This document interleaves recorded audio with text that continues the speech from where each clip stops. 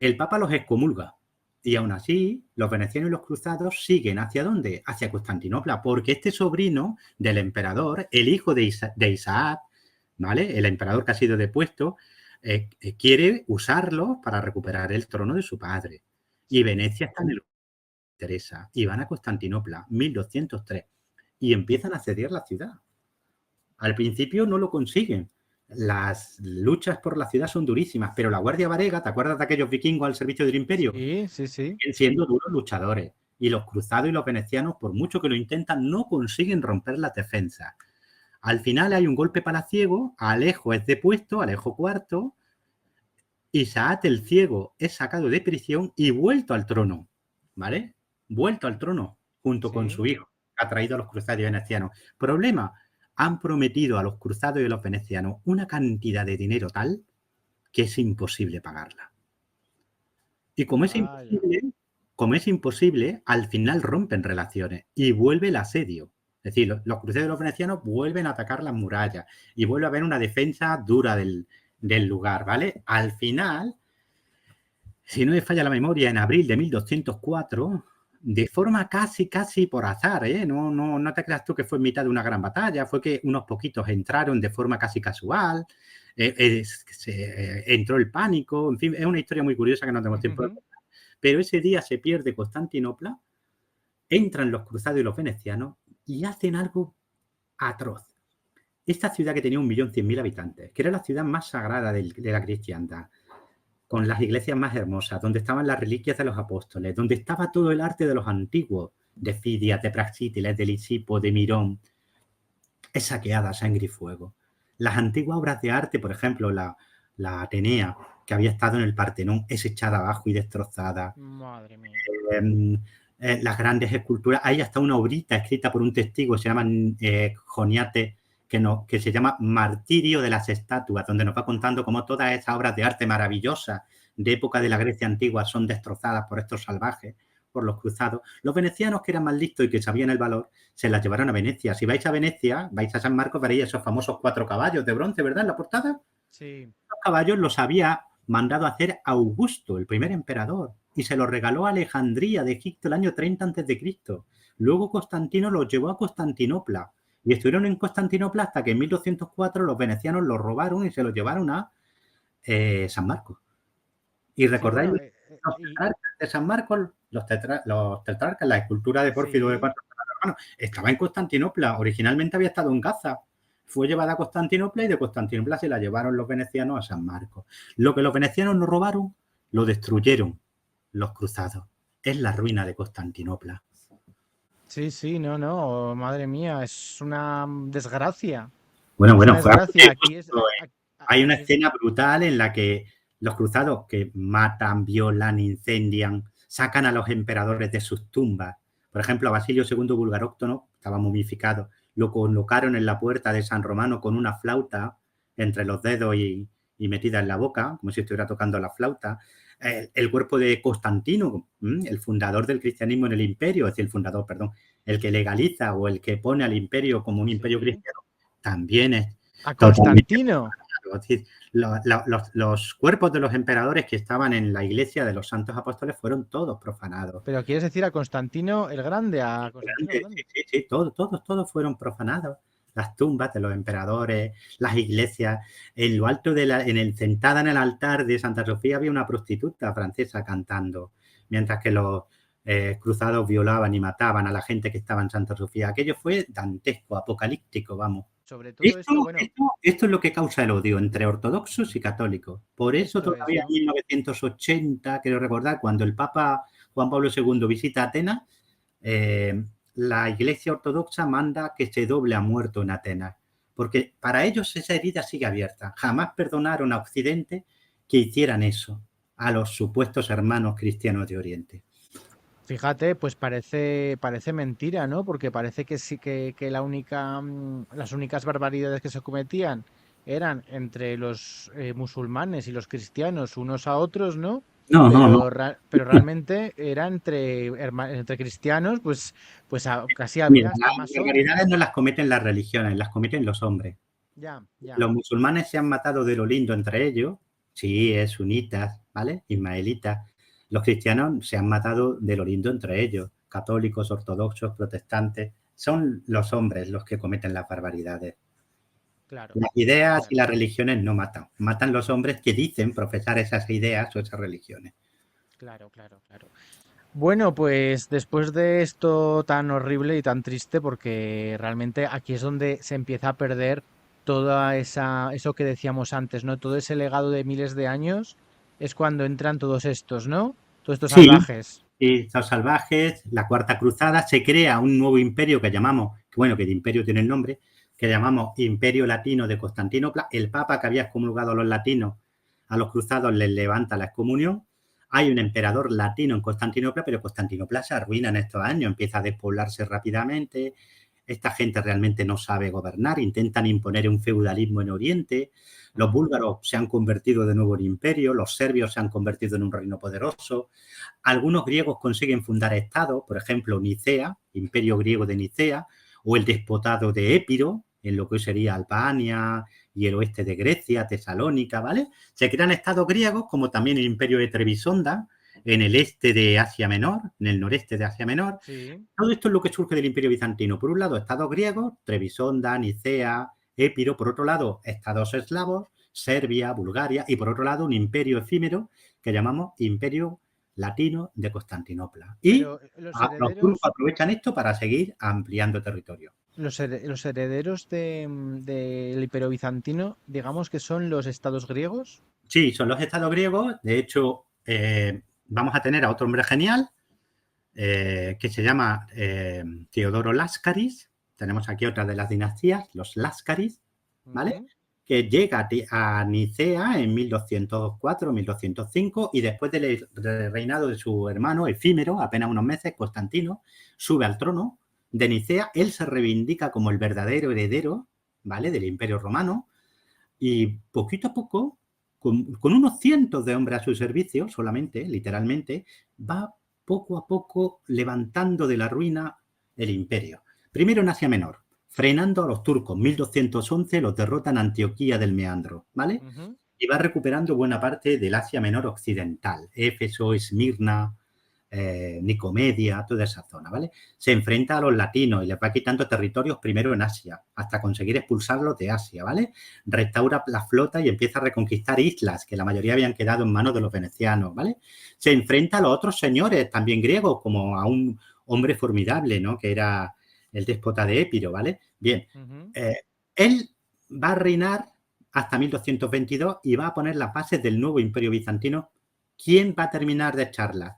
Su yerno, Juan Bataxés, que va a reinar hasta 1254, que va a convertir de nuevo a la flota bizantina en una gran flota, que se va a apoderar del territorio de Épiro, Sí. digamos, del reino griego rival, ¿vale?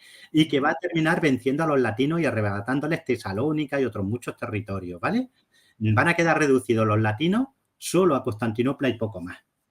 1254. Y va de nuevo a darle al imperio una economía sólida y va a convertir Asia Menor en un territorio próspero. Va a detener a los turcos, ¿vale? Todo eso lo va a hacer Juan Batatzet.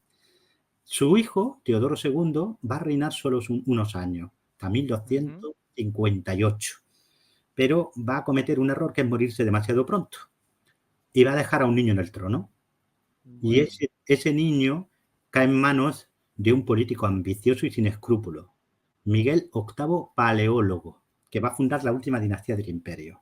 Este hombre tiene rasgos geniales y rasgos abominables. Los geniales que es un político muy hábil, diplomático genial. Los abominables que no tiene ningún tipo de cortapisa moral. Lo primero que hace es dejar ciego al niño y luego lo quitará del trono y se pondrá en el trono. Va a reconquistar Constantinopla, 1261.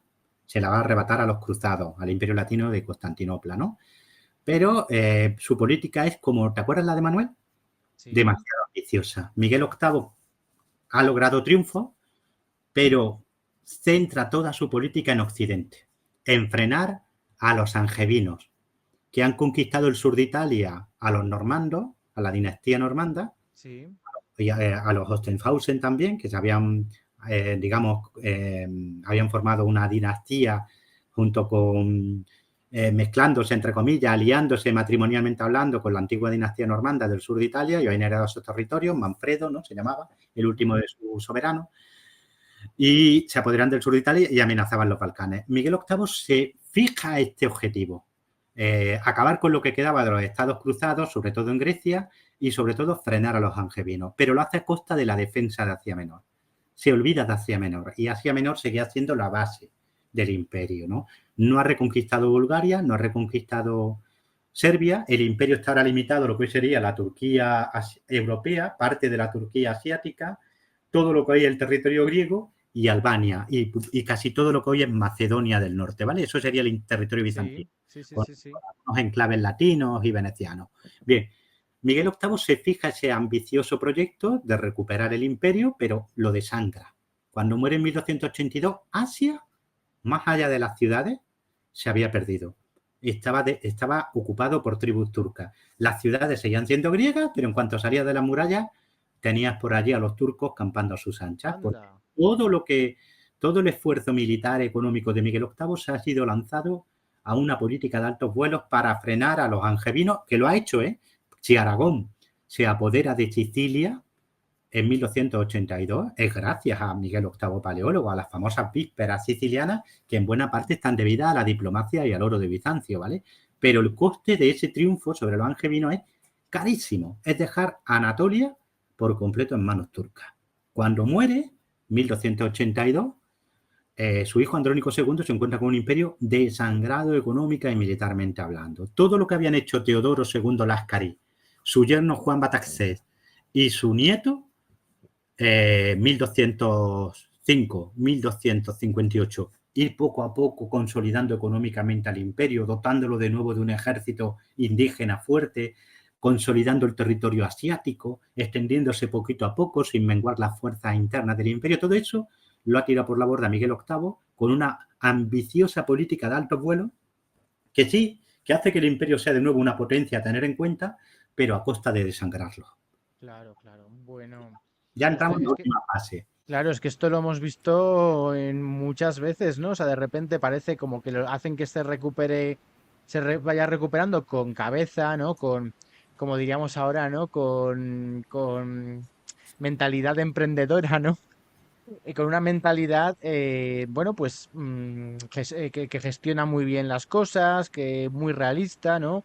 Sabiendo lo que hay que hacer, pero de repente llega uno y lo manda todo a freír espárragos. O sea, Sí, es que... a veces por ambición, a veces por mala gestión, Claro. pero lo cierto es que el imperio, la base del imperio siempre es la economía, y la economía es que haya prosperidad agrícola y mercantil. Entonces, esa prosperidad agrícola se basa en que el campesinado tenga, por un lado, paz y, por otro lado, tenga una situación lo suficientemente boyante como para que, por ejemplo, una anécdota.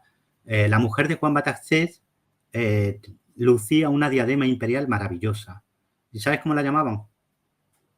La diadema de huevos. ¿Sabes por qué? Porque la había comprado su marido gestionando adecuadamente las granjas que tenía en Asia Menor adscritas al trono imperial, que estaban tan bien gestionadas que solo con la venta de los huevos le compró esta diadema a su emperatriz. Digamos que son emperadores que saben administrar.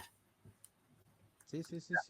Ahora llega Miguel VIII y es un emperador con una visión política muy ambiciosa, de altos vuelos, pero que se despreocupa por completo de la gestión. Claro. Entonces el resultado es el marasmo económico, que es lo que deja a su hijo. Andrónico II llega al trono, se encuentra con que no hay dinero. No hay dinero. Sí. Y no solo eso, sino que como se ha abandonado Asia Menor a los turcos, más allá de las ciudades que siguen siendo griegas, el campo ahora está al albur de bandas guerreras turcas, ahora aparecen los otomanos, ¿vale? Los otomanos que han venido de Asia Central, que son un pequeño grupo de gazis, de guerreros que luchan, que están en la frontera, que luchan contra los cristianos y van conquistando territorio, ¿no? Pues se convierten en un problema, todavía no un gran problema, pero un problema, ¿vale? Okman. Vale. O sea, que Vale. estamos hablando de otra tribu turca. De una tribu turca, ¿vale? Que funda un pequeño enclave en lo que hoy sería la zona de Ankara, que todavía no son los turcos más importantes. Hay muchos otros turcos, como los Seljuk, como los de Karaman, pero que empiezan a apuntar maneras justo en este periodo, ¿vale? Esta situación es tan grave que Andrónico tiene que contratar mercenarios. porque ya están en una situación agónica en Asia Menor. Han perdido por completo Asia Menor, más allá de las ciudades. ¿Y a quién contrata? Esto se os suena a todos, a los almogávares. Eran mercenarios que se habían generado en las guerras en la península ibérica entre los reinos, no solo había en Aragón, también en Castilla, que se habían generado en las guerras de frontera contra los estados musulmanes de la península, y que en un momento dado son llevados a Italia a luchar contra los angevinos por parte de Aragón, ¿no? Que se han quedado sin trabajo después de la paz, ¿vale? Y que ahora son contratados por Andrónico. Roger de Flor, y Roger de Lauria, ¿acordáis de los nombres de los almogávares, ¿no? Y esos capitanes y demás, ¿no? Bueno, total, estos almogávares parten a Oriente al servicio de Andrónico, son allí recibidos, son muy pocos, pero son muy buenos combatiendo. Entran al servicio del Imperio, al principio todo va muy bien, consiguen una serie de victorias extraordinarias en Asia Menor, llegan incluso al Tauro, al este de la actual Turquía, siempre imbatibles. Eran el terror de los turcos, vamos. Problema que el hijo del emperador, Miguel, hijo de Andrónico II, pues desconfía de ellos. Para colmo, su padre ha nombrado César al jefe de los almogávares. Hay una desconfianza. Al final esto termina en la famosa, ¿no? El famoso festín donde los jefes de los almogávares, son asesinados por orden del príncipe, heredero del imperio. Y luego llega la famosa venganza catalana, ¿no? Muchos de estos almogávares son catalanes, muchos son aragoneses, otros son valencianos, también los hay castellanos, pero los catalanes son los que dominan, ¿no? Y hay una sublevación de estos mercenarios que van a pasar a sangre y fuego buena parte de la Europa bizantina, de lo que sería la Tracia turca, la Tracia griega, Macedonia, Tesalia. Van a terminar fundando dos estados, Atenas y Neopatria, que van a pasar como títulos al rey de Aragón y luego al rey de España, que es duque de Atenas y Neopatria, ¿vale? El actual también todavía, ¿vale? Sí, sí. Y van a contribuir a desangrar al imperio, porque todo esto, primero, los almogávares dejan Asia Menor, con lo cual los turcos recuperan todo lo que les habían arrebatado los almogávares y lo amplían. Y segundo, arrasan Europa. Y el imperio, después de los almogávares, está ya en estado catatónico. Por mucho digamos que ha habido una especie de boda roja, ¿no? A los Juegos de Tronos. Sí, sí, ¿no?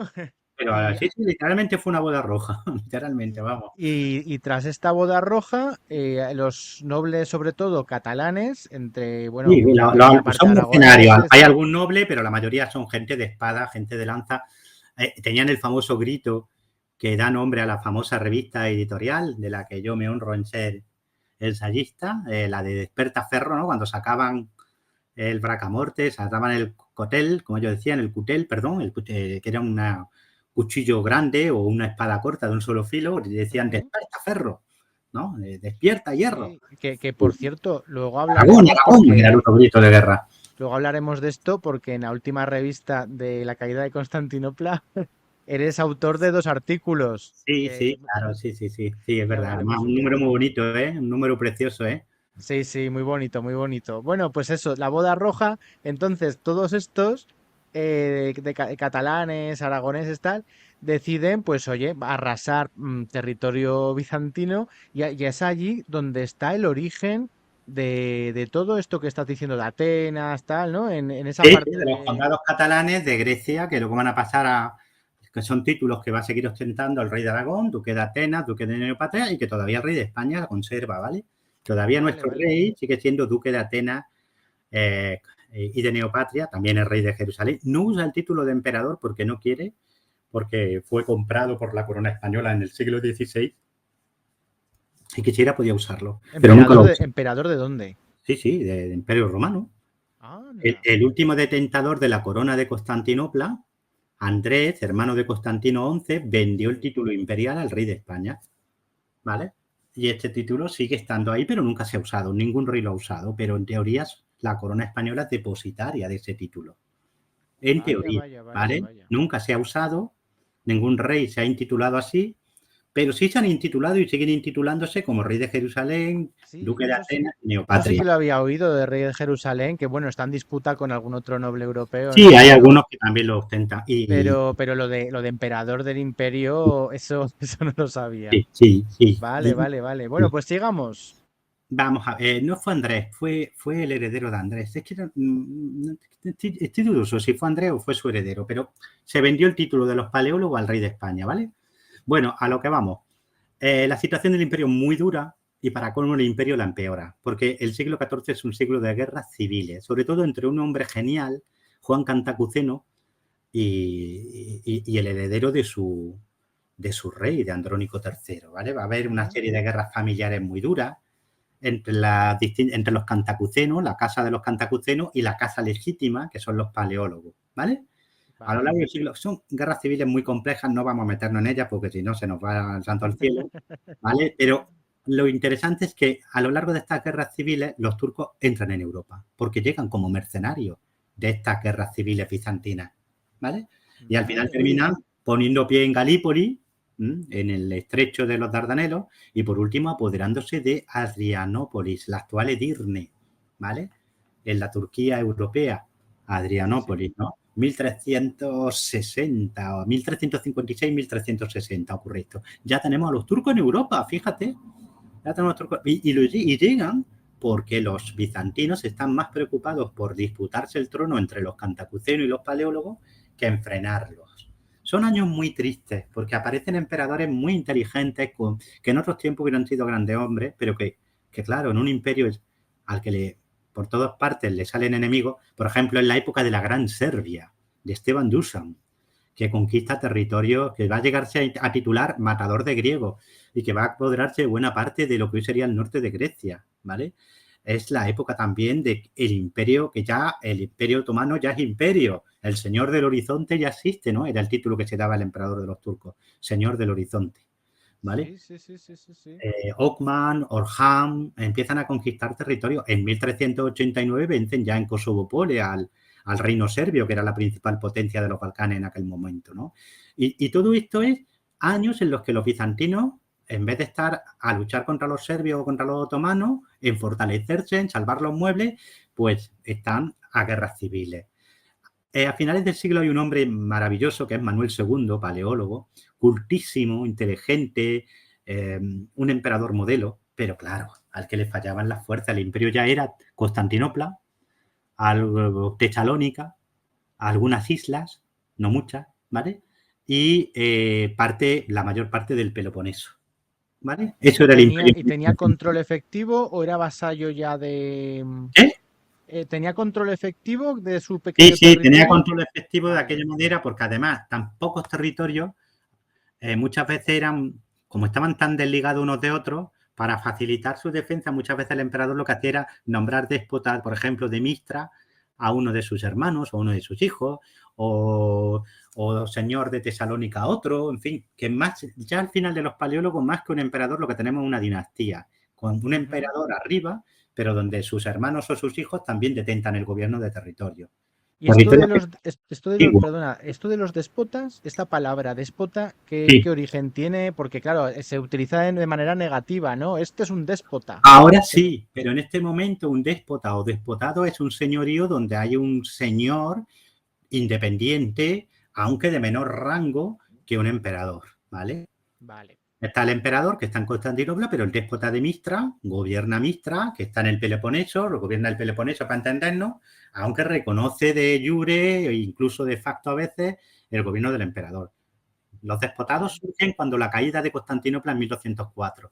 Los déspotas es porque no se pueden intitular emperadores, entre comillas, todavía no se atreven o no se consideran con capacidad suficiente, pero sí son señores totalmente independientes que gobiernan un territorio extenso.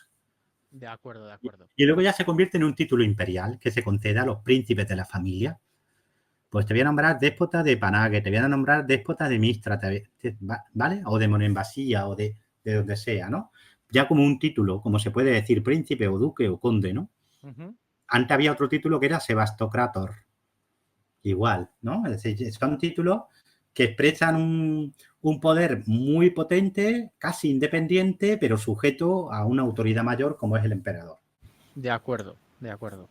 Bueno, estamos en una época ya evidentemente decadente en cuanto Sí, sí, sí, al sí. imperio. Aquí sí que podemos hablar de decadencia. Mira, Constantinopla cambia mucho. Si en el año 1180 teníamos una ciudad de 1.100.000 habitantes, os recuerdo que Roma en su mejor momento pues fue eso, como mucho, deslumbrante y maravillosa. Después de todo esto y después del paso de la peste negra, que regresa a Europa después de Justiniano y después del siglo VIII, desaparece del mundo hacia el año 750 y reaparece en 1346, 1348, ¿vale? Sí. La peste, las guerras civiles, la decadencia económica hacen que la Constantinopla de 1400 pues sea una ciudad de 60, 70 mil habitantes. De 1.100.000 a 60, 70 mil habitantes. Madre mía, mucha ciudad para tan poca gente, pero claro, me Sí, sí, imagino sí. que habría mucha ruina, edificios Sí, sí, sí. ruinosos. No solo ruinas, había huertas, había jardines. Constantinopla es enorme, tiene 23 kilómetros de muralla, ¿vale? Es decir, es una ciudad gigantesca, llena de edificios increíbles, pero arruinados. Y los barrios están como aislados. Aquí hay un barrio, en medio hay campo, aquí hay otro barrio, ¿vale? Eso era la Constantinopla del siglo XV. Una ciudad gigantesca, poblada por muy poca gente, que se concentra en algunos barrios y entre medias hay ruinas y despoblados. Y el Palacio Imperial. Y el Palacio Imperial antiguo está arruinado y abandonado. Otro palacio que es Blaquerna está medio que, hay otro que acaban de construir. Es decir, es una ciudad muy peculiar, ¿vale? Una ciudad muy peculiar, sigue siendo para los estándares europeos de la época una gran ciudad, ¿vale? Las ciudades más grandes de la España del momento tienen 50.000 habitantes, como mucho. Sevilla, Granada, Toledo, ¿vale? Bueno, París, pues cuando tenía un está millón y pico, por ahí, ¿vale? La era ciudad más grande de Europa en ese momento es Nápoles, ¿vale? Que tendría unos 300.000 habitantes, ¿vale? Es Claro, decir, pues es que un millón y pico de cuando sus mejores momentos de esplendor es que era una brutalidad. era una brutalidad. Brutalidad. Constantinopla era una ciudad increíble, increíble. Pero ahora está plenamente decadente, el imperio está reducido a unos pocos miles de kilómetros cuadrados, el Peloponeso, que terminan de conquistarlo reconquistarlo en 1425, pierden Tesalónica en 1430, Asia Menor definitivamente y por completo en 1390, que cae Filadelfia. Es un imperio muy pequeñito, amenazado. ¿Qué hacen? ¿Qué jugada puede hacer también la presión, ¿no?, del Imperio Otomano? ¿Qué Sí, tienen a jugada? los otomanos que ya están en Europa, que ya han vencido a los serbios, que están conquistando Europa, que ya han sometido Bulgaria, ¿vale? Claro, ¿Qué claro. podía hacer el imperio? Lo que hizo Manuel, ¿eh? Y lo que van a hacer los emperadores a partir de Manuel II Paleólogo, pedir ayuda a Occidente. Manuel II va a viajar por todas las cortes europeas, hasta Inglaterra va a llegar, pidiendo ayuda contra los turcos, ¿vale? Y ofrece que la unión de las iglesias, volvamos a formar una sola iglesia, ¿vale? ¿Hace cuánto un emperador romano no había pisado las Islas Británicas?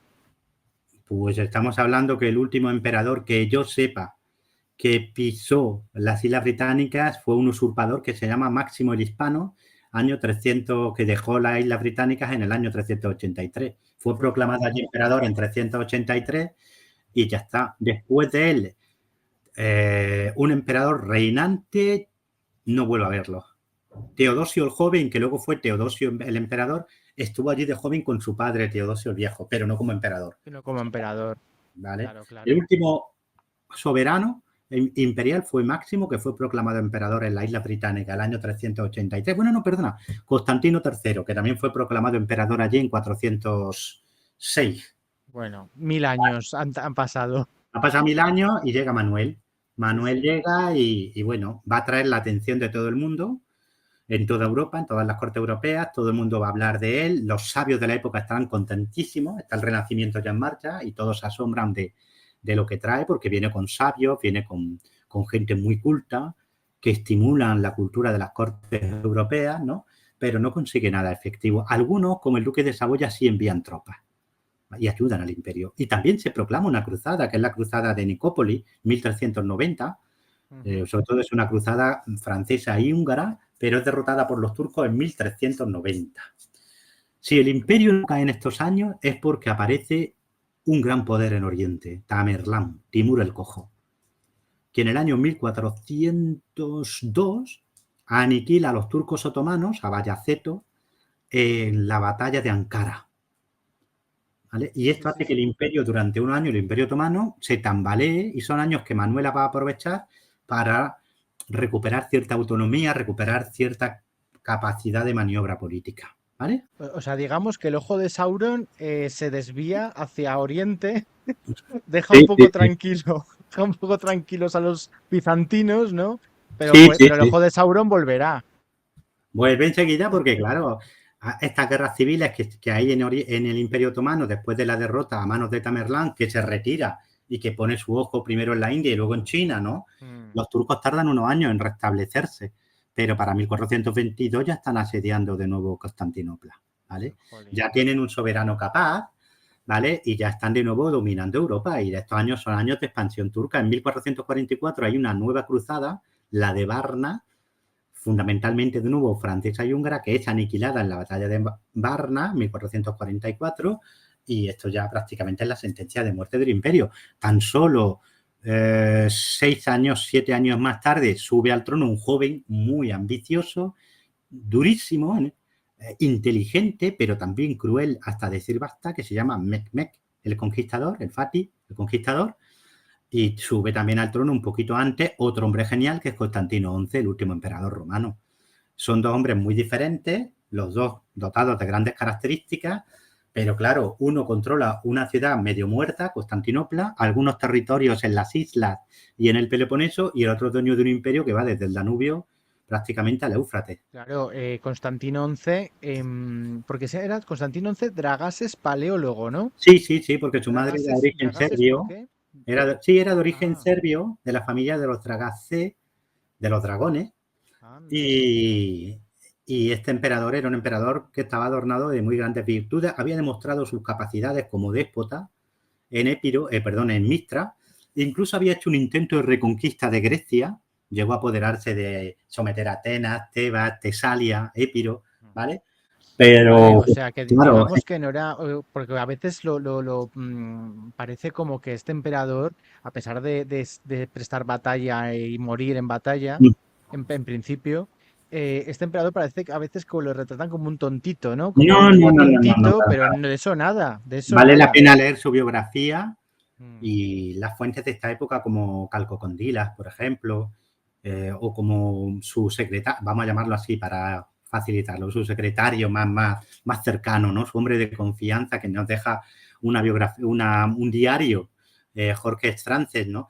El retrato que nos hacen de él no es en modo alguno de un tontito, sino un hombre muy mm, inteligente, moralmente muy sólido, valiente en el combate, pero evidentemente a un hombre al que le superan las circunstancias. Él claro, tiene un error de cálculo, ¿vale? Cuando Mehmed el Conquistador llega al trono, lo minusvalora. Cree que este jovencito de apenas 20 años va a poder jugar con él, porque él es un hombre que tiene ya mucha experiencia, ha nacido en ujú, 1405, tiene 45, 46 años, tiene mucha experiencia política y militar y dice, bueno, él tiene mucho, pero yo tengo la experiencia que él no tiene. Y trata de jugar diplomática, políticamente con Mehmed, pero con Mehmed no se juega.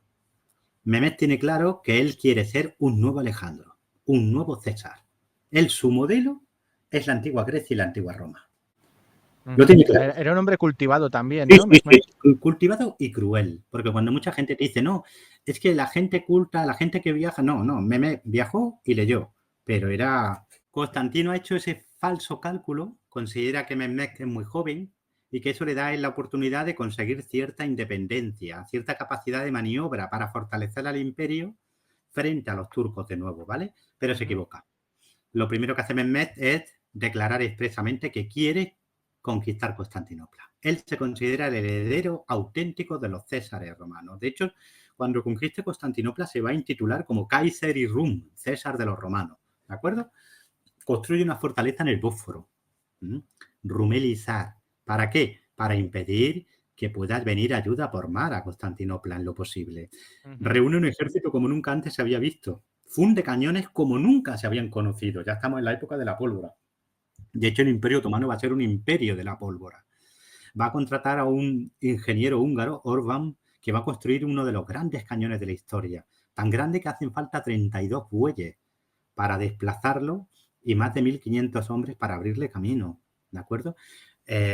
Va a rodear Constantinopla con 200.000 hombres. Va a reunir una gran flota. Frente a esto que tiene Constantino, 6.000 romanos y un número parecido de aliados y de mercenarios. Como mucho 17.000 hombres. Por ahí veréis 9.000, 9.700. Esto es una tontería. Una fuente cercana, contemporánea, Tarzana, nos da bien los números. 6.000 soldados romanos, unos 5.000 voluntarios reclutados entre la población de Constantinopla, ¿vale? Y unos 6.000 aliados y mercenarios latinos, venecianos, genoveses, aragoneses y catalanes, ¿vale? Va a ser una de las grandes. Y supongo que Dime. también muchas promesas, ¿no? Sí, el Papa había prometido ayuda, enviaría algo de ayuda, 3 naves con un grupo de mercenarios. Venecia prometió ayuda, pero nunca llegó a tiempo, ¿de acuerdo? El rey de Hungría prometió ayuda, nunca la Porque envió. una cosa, Constantinopla, ¿por qué era tan inexpugnable Por el sus Cuerno de murallas, Oro? porque tienes una ciudad que en el siglo V fue dotada de un sistema de defensa maravilloso, que son, vamos a describirlo rapidísimamente. Tú tenías primero un foso de 18 metros de ancho por 6 metros de profundidad. 18 por 6. Si salías de ese foso, que era inundable, te encontrabas con un antemuro de piedra de 2 metros de altura sobre el que había un balum de madera. Detrás de eso había un peribolos, que es una plataforma de combate de 16 metros de ancho, desde la que tú puedes defender ese muro, ese antemuro y el foso. Y detrás tienes un muro, una muralla que rodea por completo la ciudad, que tiene 8 metros de alto, con torres que se elevan por encima de los 25 metros. ¿De acuerdo? Donde hay situadas montones de máquinas de guerra en sus cámaras artilleras. Y detrás tienes otra plataforma de combate, otro peribolo de 16 metros de ancho y detrás un megamuro de 13 metros de altura con torres de 35 metros de altura. Madre mía, vamos, por tierra Eso difícil. es imposible. Y por el lado de mar tienes también una muralla marítima, ¿vale? A pie de mar, ¿de acuerdo? Es gigantesco. Todo esto está hablando de un circuito de muralla de 3 kilómetros de longitud, con 99 gigantescas torres, ¿vale? Para eso necesita meter la artillería. Sin artillería y sin flota, Constantinopla es inexpugnable. De hecho, muy pocas veces, la ciudad fue sitiada muchas veces, ¿vale? Los propios turcos ya lo habían intentado en varias ocasiones antes, pero para tomar Constantinopla te hacía falta, primero, un ejército gigantesco, como el que movilizó Mehmed, segundo, artillería, porque la artillería sí es capaz de abrir estas murallas. Aún así, Mehmed le costó Dios y ayuda, 50 y tantos días de asedio, docenas de miles de muertos. Él estuvo a punto de tirar la toalla. Si el último ataque, el del 29 de mayo, no hubiera funcionado, y estuvo a punto de no funcionar, Mehmed tenía que retirarse porque no podía sostener más el asedio. Sí, por poco no se salvó Constantinopla. Es uno de los asedios, yo creo que el más épico de la historia universal. De hecho, inspiró a Tolkien para el asedio de Gondor, en El Señor de los Anillos. Y yo creo que vale la pena que os acerquéis a él. Viene en el libro de Runciman, que es un clásico, La caída de Constantinopla, o bien en este número maravilloso de Despertaferro que acaba de publicarse, ¿vale? Pero de verdad que es algo realmente épico y increíble. El último emperador moriría combatiendo, ¿vale? No hay mejor muerte para un imperio, ¿verdad? Más épica. El último emperador romano murió combatiendo por su imperio. Mehmed, que entró, se proclamó Kaiser Rum y de hecho siempre se consideró el verdadero heredero de Roma. De hecho, los sultanes, los señores del horizonte de Constantinopla, van a seguir llamándose a sí mismos César y Rum, Kaiser y Rum, y cuando escriban a Fernando de Habsburgo, por ejemplo, o a Carlos V, nuestro Carlos V, le van a reprochar que ostenta el título de emperador de romanos cuando ellos son los auténticos emperadores de los romanos. ¿Vale? Claro, lo único que cambia es un poquito las costumbres y la religión, ¿no? Pero, Sí, pero claro. por lo demás. Sí, sí, de hecho, muchos bizantinos van a entrar al servicio del Imperio Otomano y no pocos no pocos grandes visires van a ser de origen griego, ¿vale? Bien, mira, en Lepanto en 1571, más de la mitad de los tripulantes y de la flota otomana que se enfrentó a la Liga Santa, mandada por España, Venecia y el Papado en 1571 en Lepanto, más de la mitad eran griegos, ¿vale? Bueno, este es el final de Bizancio. Hemos terminado ya el imperio bizantino, Sí, pero hay unas cositas que, vamos a ver. El tema por ejemplo, en las defensas de Constantinopla hay una cosa muy famosa, que es una cadena que iba desde la zona de sí, Galata hasta el Cuerno de Oro, ¿no? ¿Qué función tenía sí. todo esto? Porque también forma parte del plan defensivo y los turcos. Mehmed hizo un plan bastante ingenioso, ¿no? Para sortear Sí, esto. sí, claro, sí, sí. La cadena se pone en el siglo, que sepamos, se pone en el siglo VIII, durante el asedio árabe de Constantinopla. Esta cadena iba desde las murallas marítimas de Constantinopla hasta Gálata o Pera, como a la torre de Gálata, ¿vale? Esto Ujú, hace, ¿qué hace? Cerrar el Golfo, que es el Cuerno de Oro, que es a donde dan los puertos principales de Constantinopla. Constantinopla tiene varios puertos, es una ciudad que está enclavada en el Cuerno de Oro y en el Bósforo, ¿vale? Mira hacia el Mármara por un lado y hacia el Bósforo por otro, ¿vale? ujú. Y el Cuerno de Oro, digamos que es un pequeño, es un golfo que da acceso a los principales puertos de la ciudad. Entonces, si tú tiendes esa cadena y cierras el Cuerno de Oro, pues puedes tener tu flota anclada ahí, pero los enemigos no van a poder atacarte Defender. por el lado del mar, ¿vale? De Porque la acuerdo. otra parte es mucho más difícil de atacar. Es decir, ya te concentras en defender la tierra, ¿no? El Ujú. territorio terrestre, ¿no? ¿Qué hace Mehmed? Coges parte de su flota, una serie de naves más pequeñas, las fustas, las coloca sobre ruedas, tala el bosque que hay en medio, que es la península de Gálata, es como una peninsulita que cierra el golfo del Cuerno de Oro por ahí, ¿vale? Y la atraviesa con un camino que va subiendo y bajando por las colinas y que comunica el Bósforo con el Cuerno de Oro y pasa por ahí su galera y las desembarca al otro lado de la Fíjate. cadena, ¿vale? Entonces ya amenaza las murallas marítimas, eso que hace que Constantino no pueda tener a todos sus hombres del lado de tierra. Ahora Claro, tiene que claro. desviar parte de sus escasos recursos a defender las murallas marítimas. Es decir, está dividiendo la escasa fuerza que tiene Constantino y eso le va a permitir atacar con más fuerza y con más posibilidades de éxito en tierra. Muy bien.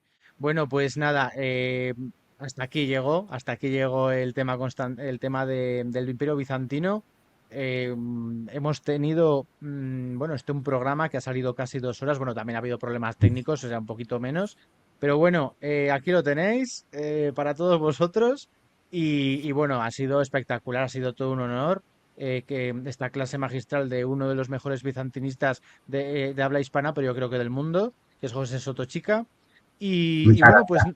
pues nada, José, eh, mm, despídete. Sí, bueno, darte las gracias porque han sido unos días muy bonitos. Hemos estado hablando de Bizancio, que es una de mis grandes pasiones, y sobre todo, pues llegar a mucha gente que está al otro lado, que espero que haya disfrutado, que todo esto sea solamente un acicate para que luego os acerquéis pues a maravillosos ensayos, a novelas que hablan de Bizancio y que las tenéis a vuestra disposición para aprender más sobre este maravilloso imperio. Un abrazo para todos. Bueno, pues ahí queda dicho y sobre todo, pues eso, los libros de José, que ya los dijimos algunos en algún otro programa, y luego, pues esa última revista de la editorial Despertaferro, que es La caída de Constantinopla, que es brutal, ¿eh? Es brutal, es brutal, sobre todo del tema de los turcos, se ocupan, me parece, que de, ¿cómo se llama? Académicos turcos, ¿de acuerdo? Sí. Porque son, Ujú. evidentemente, son los que más pueden aportar. Y luego hay 2 artículos que los explica también José, bueno, y también de la Universidad de Granada, creo que también hay una doctora, ¿verdad? Que también Sí, está... está mi maestra, Encarnación Moto, que Ujú. fue mi directora de tesis. Está un compañero del centro también, si no me falla la memoria, creo que también escribe. Escribe también la doctora Panayota Papadopoulou, que también es compañera en el Centro de Estudios Bizantinos. Es un número Sí, sí, es muy bonito muy... porque yo os lo recomiendo ya no solo por nosotros los que escribimos, sino por las ilustraciones que son alucinantes y por los mapas. Y no creo que haya nada parecido en español sobre la caída de No, Constantinopla. no, bueno, ni sobre la caída de Constantinopla, ni sobre esos mapas maravillosos que hace Despertaferro. O sea que es Sí, que sí, sí, sí, es increíbles, maravilloso. increíbles. Bueno, pues nada, lo dicho, hasta el próximo programa y muchas gracias, José. Igualmente, cuídate mucho y seguimos hablando. Muy bien. Cuídate.